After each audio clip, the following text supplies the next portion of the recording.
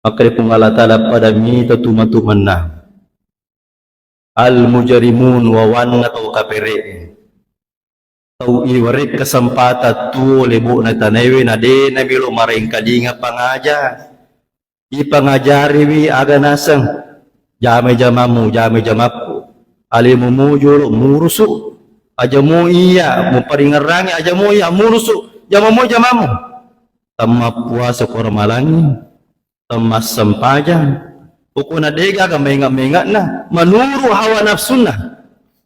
Jadi ulama kita ini membagi dua golongan manusia. Manusia yang pertama disebut dengan abdun, atanna pung Allah Ta'ala. Di mana na ya he? Agi na perintangi puang ijamay ha? Manasawaji, ijama labi-labi pasuna ya kampulangi layusahay. Dan golongan yang kedua yang disebut dengan manusia yang memperturut hawa nafsunya, tahu-tahu. Kubasawgi na tahu-tahu. Italah tahu-tahu elo-elo na. Jadi sini na yoro din apo saramala salang tahu-tahu san na yoro. Jadi kung kairita ko tuwirita tanewe manas sama kara harga-harga mana kasih papua se we ko turo yol mapacan duro mapelo ginu kopi. Nabuka usaha ng kota nga si Andre we na de pawatuna dalam terantalangan seperti itu hati-hati. Itu disebut tahu-tahu. Menurut hawa nafsunya elero na. Kalau dia mati wafat tidak bertaubat, maka dia termasuk golongan ini. Al-mujarimun. Orang yang mengingkari perintah Allah Subhanahu wa Ta'ala. Apa yang mereka lakukan jamaah sekalian? Okoni heritai.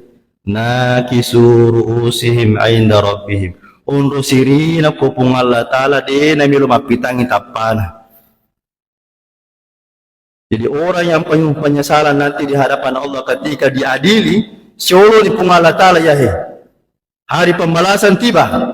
Ya, padahal waktu naru ramalang turi pai carama makada iye italai asori munri angkat tumapakwe. Ada yang namanya pada masyar, yaumul mizan, hari pembalasan dan seterusnya. Agak pelenasang munri to pasianerita. Mita to hatu. Aja sana aja jual mapa bitaw upan na pi siaga pira malam yolo tulin apa ki pajay itu jama-jamata tu macam juara bertahan tapi pajay ini lo udah ngisi buku ta iya utungan na ada ya he ya ko angka na kesempatan na wareki pong apalagi medisike he siaga pira malam tabutukan na igan na tu ramala mapura lalu ipapada matang sipa na dega ga aring-arangan ako pungalatan. Maka jangan sampai ayat ini memberikan kita sudah penjelasan jelas bahwa di hari kemudian al-mujarimun nanti ini mereka menyesal. Saking penyesalannya itu dena milo pita kita pano ko pungalatan.